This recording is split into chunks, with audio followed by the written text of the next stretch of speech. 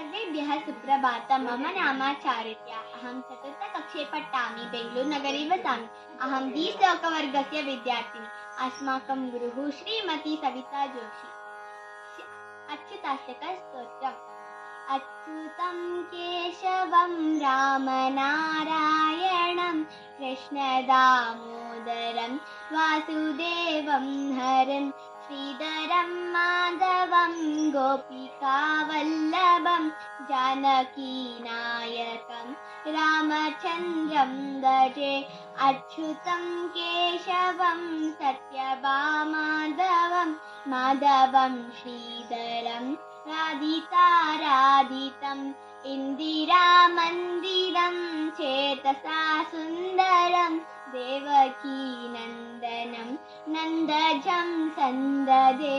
विष्णुवे जिष्णुवे शङ्किने चक्रिणे रुक्मिणी रागिणे जानकी जानये वल्लभी वल्लभायार्चितायात्मने कंसविध्वंसिने वंशिने ते नमः। कृष्ण गोविन्द हे राम नारायण श्रीपते वासुदेवार्चित श्रीनिधे।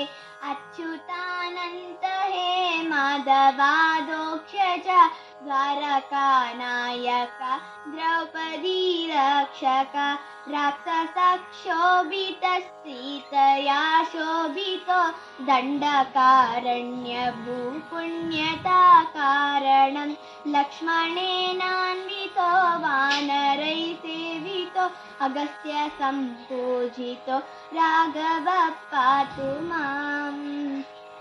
धेनुकारिष्टको निष्टकृद्वेषिः केशिः कंसऋत्वंशिकावादक पूतना कोपकासूरजाकेलनो बालगोपालक पातु मां सर्वदा।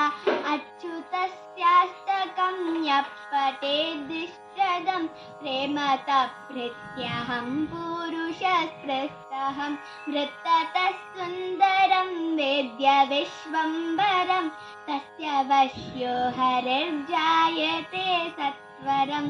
इति श्री अच्युताष्टकस्तोत्रं सम्पूर्णं। धन्यवादः।